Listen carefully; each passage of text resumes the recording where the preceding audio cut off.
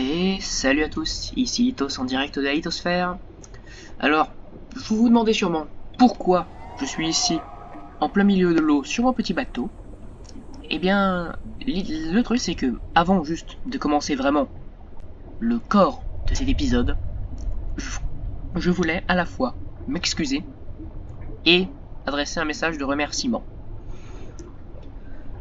Je m'excuse, en effet, pour avoir mis 8 mois à publier la suite. Je m'en excuse, mais tout simplement, en voyant que quasiment personne n'avait l'air de s'intéresser à un mode aussi vieux, je me suis dit que j'allais abandonner. Et puis, quelqu'un, qui se reconnaîtra lui-même je pense, m'a mis un petit commentaire sympathique, me disant qu'il appréciait cette série, et qu'il aimerait que je la continue. Alors, merci à toi si tu te reconnais, et merci de m'avoir rappelé que, peu importe ce que je faisais, des gens s'y intéresseraient. Et je l'annonce solennellement cette fois-ci, tant qu'il y aura quelqu'un pour s'intéresser toujours à cette série, je la continuerai. Donc c'était mon excuse et mon remerciement. Et à présent aussi, si je suis sur mon petit bateau, c'est parce que comme vous pouvez le voir ma minimap là, eh bien j'ai profité de ces 8 mois pour faire une petite amélioration, hein, bien évidemment. J'ai dit qu'on bougerait dans la grosse souche, on l'a fait. Et à présent, je vais vous montrer ma nouvelle demeure. On la voit pas très bien d'ici. Juste le temps de rentrer sur mon petit quai. Ah oui d'ailleurs, les bateaux de cette dimension, ils sont obligés de se contrôler comme ça. Avec cette vision là des choses. Et à reculons. Donc petit quai, ça c'est pour l'épisode prochain, vous verrez, ça fera du sens. Mais aujourd'hui, on s'attaque à un aspect très basique de la survie, mais qui a lui aussi été refait avec brio grâce à ce mode. C'est tout simplement l'agriculture. Alors déjà, petit toit, on va dire, tout est éclairé par ces lanternes. D'ailleurs, ces lanternes, ça m'a pris quasiment 1 heure pour toutes les farmer, puisque là, normalement une lanterne, ça se craft avec une torche.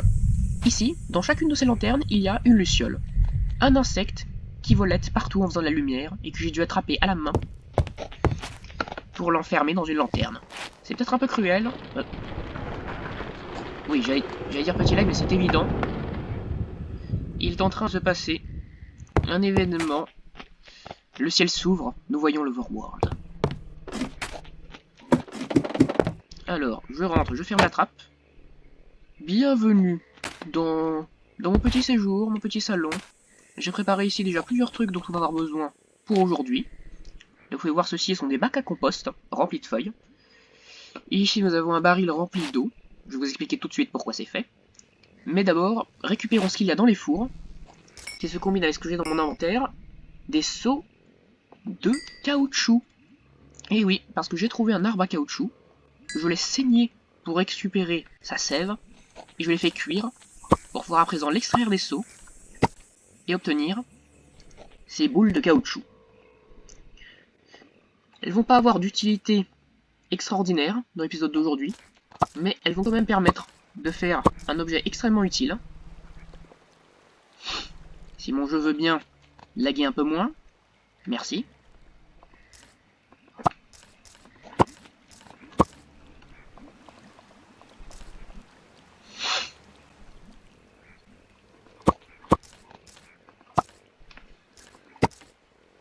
Voilà. Maintenant nous avons tout ce caoutchouc, cette montagne de caoutchouc. Et bien je vais pouvoir m'en servir pour me crafter un objet capital, véritablement pour l'exploration. Les bonnes vieilles bottes en caoutchouc. D'ailleurs j'abandonne immédiatement et sans aucun regret mes bottes en cire-morite, malgré le fait qu'elles aient plus d'armure. Puisque les bottes en caoutchouc permettent tout simplement de ne pas être ralenti quand on marche dans de la boue. De la boue c'est ça, on en trouve un peu partout. Et c'est très chiant parce que ça vous ralentit de la même façon que la Soul Sand. Pour en revenir à ce baril, je l'ai rempli d'eau dans le simple but de remplir à son tour le purificateur. Le purificateur qui permet tout simplement de retirer la corrosion des outils. Vous pouvez le voir là, tous mes outils sont légèrement corrodés. Et bien en les faisant tout simplement cuire dans le purificateur, si on peut dire ça, là je vais vous montrer, tiens, on les récupère parfaitement nettoyés. Bon par contre pas réparés, hein, faut quand même pas rêver. Bon ça va prendre un peu de temps. Alors pendant ce temps là du coup, je vais vous montrer aussi ce pourquoi j'ai crafté à l'origine ce purificateur, pour obtenir de la terre purifiée. Car oui, j'ai besoin de terre purifiée pour ma ferme. D'ailleurs dans ma ferme on va faire pousser des champignons, parce que sur ces souches spawn en permanence des sortes de petits hommes champignons qui te dropent des spores, et qui permettent après de faire pousser des champignons comestibles. Comestibles sans te donner aucun effet négatif, hein, je précise. Donc j'ai fait la terre purifiée, puisque les cultures qui sont faites sur de la terre normale, au bout d'un certain temps, elles pourrissent. Elles pourrissent sur pied. Vous voyez là ma pioche est de nouveau intacte. Et donc en utilisant de la terre purifiée, on évite ce genre de problème. Donc, par contre, ce à quoi j'avais pas pensé, c'est que je vais pas pouvoir tout de suite l'installer, puisque mon compost n'a pas terminé de faire. Et j'aurai besoin de compost. Hein. Mais en attendant, ce qu'on va faire, c'est aussi une autre facette de l'agriculture. On va pas encore pouvoir faire d'élevage d'escargots, mais on va pouvoir faire de l'élevage de ceci, des vers à soie. Alors en fait, dans les cavernes, on peut trouver des sortes d'essaims d'insectes, et lorsqu'on les tue, on récupère ceci, des thorax remplis de phéromones. Et avec les magnifiques buissons que j'ai récupérés avec une cisaille, je peux tout simplement les infuser avec des phéromones pour les rendre habités par des insectes. Donc au premier stade, c'est inutile, mais attendez que j'ouvre mon petit bundle qui est à ma ceinture, là, vous pouvez le voir, et que j'ai crafté avec la peau de 10 000 crocodiles, et en fait, il s'agit d'attendre. D'ailleurs, mon compost est prêt. Il s'agit d'attendre, en fait, que la texture des buissons devienne animée. Là, vous voyez, on a des espèces de petits papillons qui volettent, mais il faut attendre, en fait, qu'on a l'impression que les buissons sont en train de grouiller de bestiaux. Et à ce moment-là, on pourra utiliser les cisailles pour récupérer des vers à soie.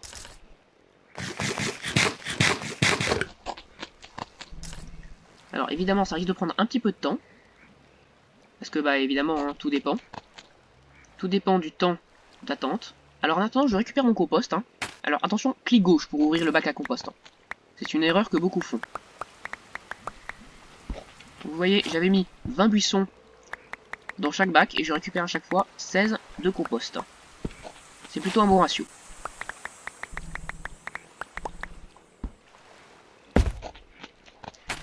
Ça sera pas forcément assez pour remplir notre stack là de terre purifiée, mais comme on a que 20 spores, ça, tout ira bien. Je vais ranger en attendant ce dont je n'ai pas besoin actuellement. Et je vais prendre ceci. Du thatch, donc du chaume. C'est ce avec quoi j'ai fait le toit de mon petit balconnet là-haut. En fait, c'est tout simple à faire le chaume. Hein. Ça se fait avec des roseaux des marais séchés. Donc je rappelle, hein, les roseaux des marais, c'est l'équivalent de la canne à sucre. Alors du coup, en fait, parce que maintenant j'ai mes vers à soie, c'est bien joli, mais pour obtenir en fait ma ficelle... Ah, regardez, la texture était animée ici. La texture s'était animée de ce petit grouillement. On a pu récupérer donc 2 vers à soie. Et le buisson est redevenu normal. Donc on va avoir besoin en fait de se crafter une maison à papillons. Ah, vous voyez là, c'est animé, on voit le petit ver de miso qui gigote.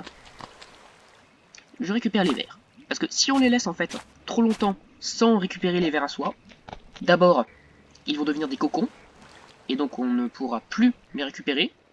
Et ensuite le buisson deviendra un buisson infesté, et lorsqu'on ira dans ce buisson, ou qu'on le cassera, ça fera apparaître un de ces essaims d'insectes dont je vous ai parlé, et qui sont très très chiants, parce qu'en fait, quand vous êtes attaqué par l'un de ces essaims, votre écran se recouvre d'insectes.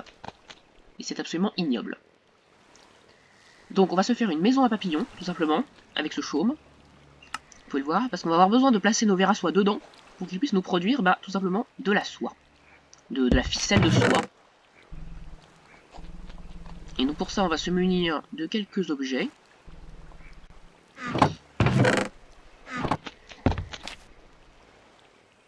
Continuez à vérifier, bien évidemment, que les buissons ne maturent pas.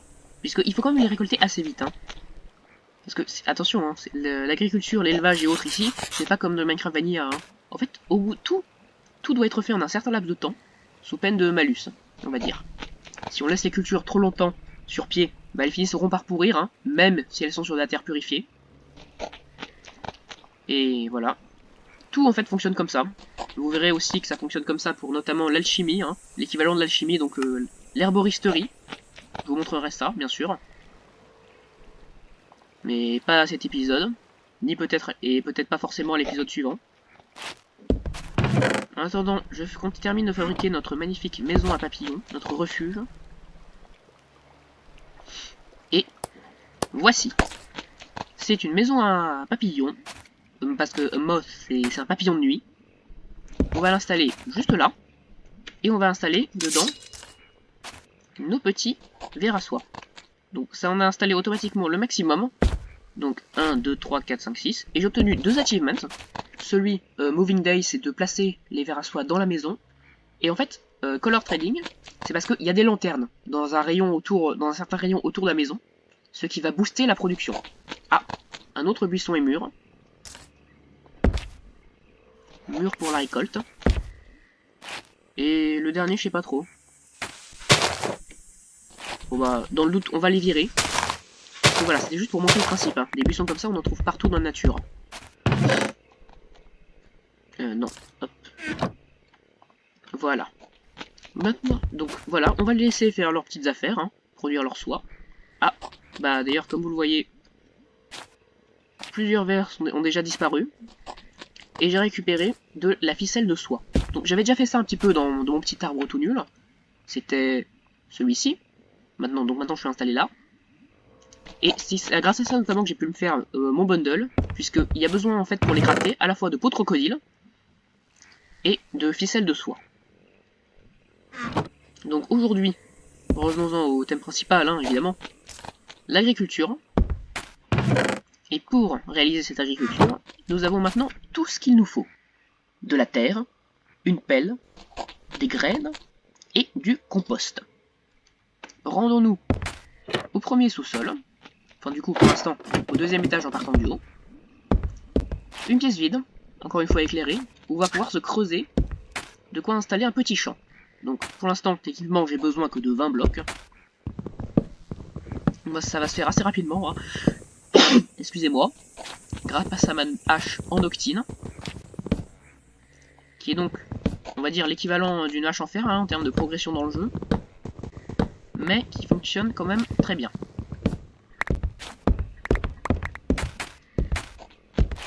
On va terminer de creuser. On va creuser les 3 rangées, parce que même si ça fait un peu trop, c'est toujours bien de prévoir les futurs agrandissements. Et on va remplacer par notre terre purifiée. Vous pouvez le voir en fait, bah vous pouvez pas vraiment le voir parce que vous n'avez pas l'élément de comparaison là sous les yeux, mais en fait elle est un peu plus claire que la terre normale, et c'est à ça qu'on voit qu'elle est purifiée. Alors maintenant, deuxième étape très importante, on va pas labourer, il n'y a pas de houe, mais on va creuser. Ça va prendre un peu de temps pour que la texture se charge, hein. Voilà, on va creuser un trou tout simplement, dans notre terre, on va creuser un trou, parce qu'en fait, on ne plante pas directement nos cultures dans la terre. D'abord, on creuse la terre. Ensuite, dans le trou, on installe du compost. Achievement. Donc, Pure and Dirty, parce que j'utilise la terre purifiée. On installe notre bon compost. Et dès lors qu'il aura été totalement installé, nous pourrons planter nos graines. Donc ça va prendre un moment à pousser, hein. Mais à la fin, on récupérera des gros champignons qui sont comestibles et qui servent surtout d'ingrédients pour d'autres recettes un peu plus avancées. Voilà, tout est planté, plus qu'à attendre que ça pousse. Et, bah du coup, pour la suite, je vais vous emmener faire un petit peu d'exploration en attendant que ça pousse et surtout expliquer ensuite le principe de l'élevage des escargots. Parce que je peux pas actuellement les faire reproduire. Dans le dernier épisode, j'avais dit une grosse bêtise d'ailleurs. J'avais dit qu'on les faisait reproduire, les escargots, avec des boules de sève. Alors c'est totalement faux. En fait on les fait reproduire avec des boules de... Je sais pas trop comment traduire ça, je crois que c'est de la vase. Mais donc des sludge balls. Voilà, des sludge balls. Et ça se drop sur en fait l'équivalent dans cette dimension de ce que sont les slimes. Et donc, après, j'ai de la chance, je sais précisément où en trouver. C'est dans le biome marron dégueulasse ici. D'ailleurs, ça, c'est un donjon qu'on ira faire sans doute dans... Bon, je vais dire dans un petit peu longtemps quand même, parce que c'est le donjon le plus cancer qui existe.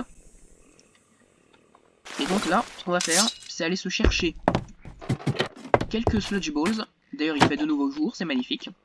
Le soleil se lève sur l'overworld et sur cette dimension intermédiaire par extension. On va descendre le petit escalier. Et d'ailleurs, ça vous permettra aussi d'admirer ma maison en plein jour et d'une vue un petit peu éloignée. Bon. Je reconnais que c'est pas forcément ce qu'il y a de plus joli. Mais, de une, je suis absolument pas un builder. Et de deux, je trouve que c'est quand même pas mal pour dire que ça a été fait avec les moyens du bord. Hein. Du bois, du chaume, et la boue, sur laquelle je ne suis pas ralenti. Parce que maintenant, voyez, j'enlève mes bottes, je suis super ralenti. Je les remets, je m'en moque. Ah, et je prends des dégâts à cause des touffes d'ortie. Ah, excusez-moi, je suis malade. Oh. Bah bien évidemment, au moment où je sors, il y a du brouillard. Bon, on s'en fout. Alors, on va aller droit par là-bas. Enfin, du coup, droit en diagonale. Vers ce biome. Des plaines de sludge. Ah, d'ailleurs, ça, c'est une piscine de goudron. C'est très utile.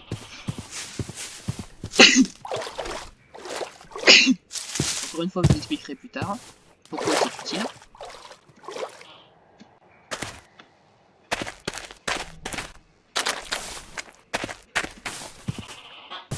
Un swamp rag, dont on va royalement se foutre. Et toujours autant autour de nous, évidemment, de geckos, d'escargots et autres. Et ces bûches-là, très utiles, parce que ces bûches-là, en fait, quand on les mine, elles nous drop de l'écorce séchée. Et cette écorce séchée, c'est ce qui nous sert à faire du papier. Parce que même si les roseaux des marais, c'est l'équivalent de la canne à sucre, on ne peut pas s'en servir pour construire du papier. Alors que l'écorce séchée, si. Donc nous voilà maintenant devant la rivière qui mène à ce biome que je hais plus que tout. Et qu'on va pouvoir maintenant atteindre. Et c'est là aussi que vous comprenez pourquoi les bottes sont utiles pour l'exploration, puisque ce biome est constitué quasi uniquement de boue. Voilà, de bonnes vases, de buissons morts aussi, hein, comme les déserts de Minecraft basiques. Et de beaucoup de bûches séchées dont on s'empare, puisque évidemment ne jamais négliger une ressource gratuite. Si c'est gratuit, c'est que c'est bien. Et voici ce qu'est un sludge. J'ai dit que c'était un slime et c'en est un. Mais il ne nous a rien droppé du tout. C'est la misère. Et vous avez aussi pu le voir, il a laissé sur son passage des sortes de traces dégueulasses qui nous permettent en effet de récupérer ces fameuses boules de sludge. Parce que en fait, si on marche dessus, on est extrêmement ralenti. Bottes en caoutchouc ou pas. Donc on va en récupérer quelques-unes. J'ai pas forcément besoin de tant de sludge que ça, hein. C'était juste pour la démonstration. Parce que globalement, on n'a pas besoin de s'embêter à élever des escargots. Hein. On peut en trouver bien assez, c'est comme ça. Tout simplement en les chassant dans la nature.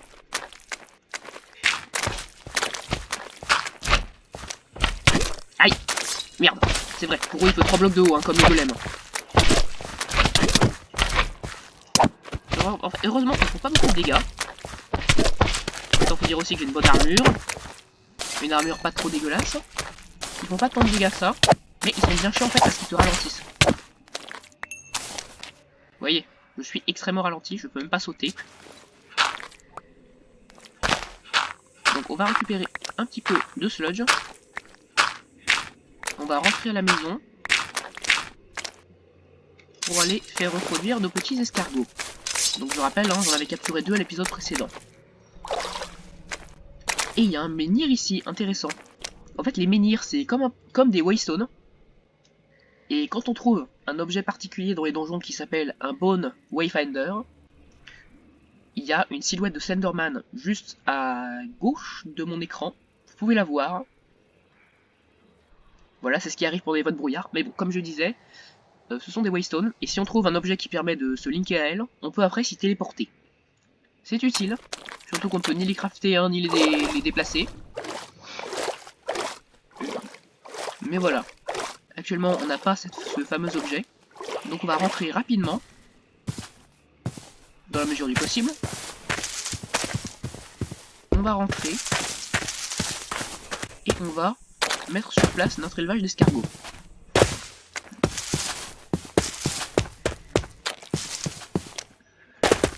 Donc Ah, ça c'est un autre type de crabe. Donc en fait ce monde, c'est à la fois du relief, mais des grandes zones plates. Tout dépend, hein. Aïe. Et je me suis fait empoisonner par le lierre.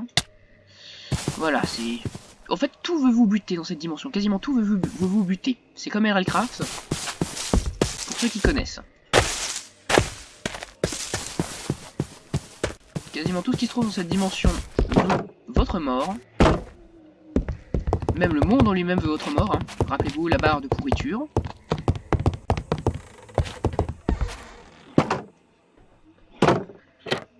Je rentre là-dessous. Je mange un coup.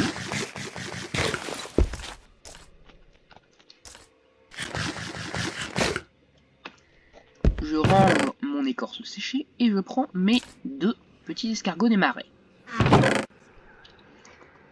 Et en addition à ça, on va se prendre de quoi faire une petite clôture, histoire de les confiner quand même dans une zone du sous-sol. Parce qu'il faut quand même pas exagérer, on va pas laisser se balader librement comme ça.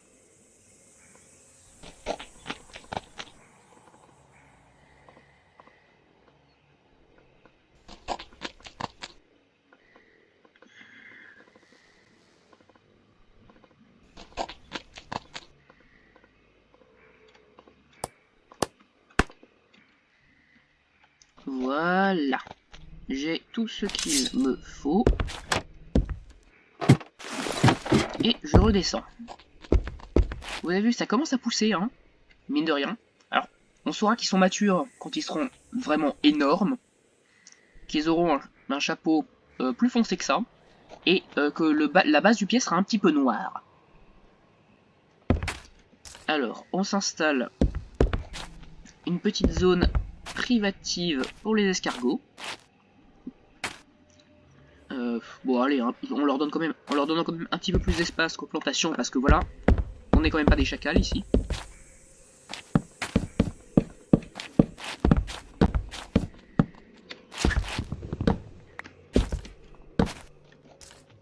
Premier escargot, deuxième escargot, les 2 boules de sludge, on va ranger le bouclier.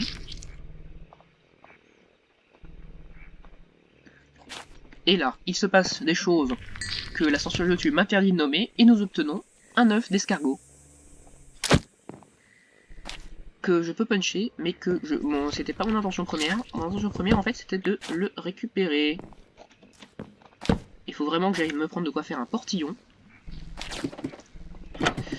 Parce que je vais chercher mon épuisette. Et me fabriquer rapidement un portillon.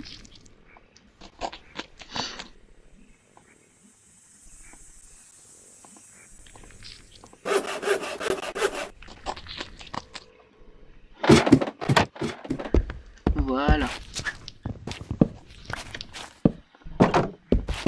Voilà, je prends mon épuisette. Je ramasse l'œuf. Parce que celui-là, on va pas le faire éclore, hein. On va juste le garder comme ça. Pour que je vous démontre, bien sûr, l'utilité de cet œuf. C'est-à-dire de servir à la cuisine. Et oui, d'abord on les force à se reproduire, après les avoir abductés, et ensuite, sous leurs yeux, on enlève le fruit de leur bourse, on peut le dire comme ça, oui, et on en fait un œuf dur. C'est monstrueux, oui, mais que voulez-vous, hein, c'est la vie. On remet aussi des vers à soie frais dans la petite maison, hein, parce qu'on les a déjà tous épuisés pour produire de la ficelle. Et aussi, en fait, si, là où ça devient intéressant d'avoir des œufs cuits, en dehors du fait que ça rend 4 barres de bouffe, tout seul, c'est qu'on peut s'en servir pour réaliser une véritable omelette aux champignons et à l'œuf d'escargot. Et que c'est une des meilleures nourritures qui existent. Bon, bien sûr, hein, il faudra attendre que nos champignons aient poussé. Mais voilà, c'est ça le principe de base du duo agriculture et élevage. Vous voyez, celui-là, il est presque mûr. Presque. Il faudra encore que le petit champignon à côté, là, soit bien poussé. Et on pourra le récolter. Et puis aussi, attention, hein, avec ces champignons-là, les champignons à pois jaunes. Parce que, comme vous l'explique aussi l'arbre des succès, en fait, si... bon, on voit pas encore le succès ici, parce qu'il faut d'abord que je récolte les champignons pour avoir ce succès-là. Mais, ensuite, techniquement, le succès suivant, c'est d'avoir un sporling qui éclot depuis vos cultures. Parce que tout simplement, les sporlings, c'est les petits bonhommes champignons qui spawnent dans ces arbres. Est-ce qu'on peut en voir un? Oui, il y en a un juste là. Voilà. Ils sont pas agressifs, hein, ils sont même craintifs.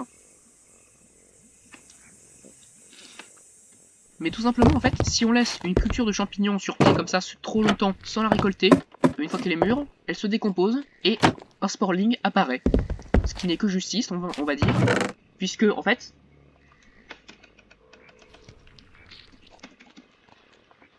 les spores de champignons comme ça, elles se récupèrent en les tuant et en les mettant dans l'animateur, hein, qui est la machine magique qu'on ne peut encore pas fabriquer. On peut en faire spawner un comme ça. Voilà, tout simplement. L'animateur, c'est ce qui sert à insuffler le souffle de vie dans certains objets. Je me suis aussi fabriqué pas mal de flèches grâce aux dents de poisson pêcheur. Hein. J'en ai farmé pas mal, de ça aussi. Donc en fait, ces flèches-là, elles se fabriquent tout simplement un bâton, une dent de poisson pêcheur et une aile de libellule. Les libellules, en fait, vous pouvez farmer les ailes de libellule très facilement. Il vous suffit juste de vous rendre dans mon biome de spawn, le biome Patchy Islands, de vous dégoter un lurker, donc je rappelle, c'est les gros alligators, et en fait, vous capturez des libellules au filet, vous les relâchez tout près de lui, il va les bouffer, et vous allez quand même récupérer les ailes. Voilà, c'est une technique de bâtard. C'est très cruel envers les libellules et ses exploitations de crocodiles, mais ça fonctionne extrêmement bien. Et du coup, j'ai récupéré pas mal de flèches. D'ailleurs, je vais en profiter pour me faire un arc de ce pas. Et surtout, ce qui est encore mieux, c'est que j'ai récupéré des glandes empoisonnées. Alors, ces glandes particulières s'obtiennent sur certaines grenouilles. Vous avez déjà vu les grenouilles, hein, j'en ai tué pas mal au premier épisode. Mais les grenouilles empoisonnées, en fait, sont plus sombres.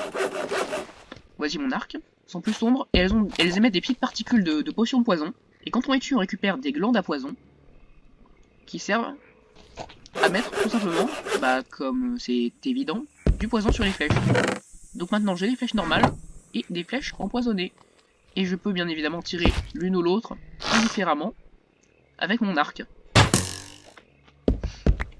Et le poison évidemment hein, ne s'enlève pas quand on récupère la flèche. Ça c'est bien. Bon, on récupère encore un petit peu de soie. Hein. La ficelle de soie en fait ça sert pas pour beaucoup de craft. Mais c'est ce qui permet notamment de crafter certains objets, dont un dont on fera probablement un très grand usage au prochain épisode. Puisque le prochain épisode, je vous dis pas tout de suite ce qu'on va faire, mais je vous le laisse deviner, ça aura un rapport avec l'eau et le petit ponton que j'ai construit.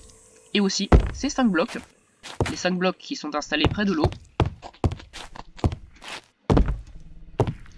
qui auront pour nous un usage intéressant. Donc voilà, on approche des 30 minutes, limite que je m'étais fixé. Joli bug de chunk et lurker justement. Lurker et libellule, les deux ennemis. Et bien c'est sur cette vue magnifique et buggée qu'on va se laisser pour cette fois-ci. Je vous remercie énormément de regarder cet épisode. De regarder aussi sans doute le premier, hein, parce que regarder le deuxième épisode d'une série sans avoir vu le premier, c'est un peu idiot. Merci encore à celui qui m'a poussé à continuer. Salut à tous.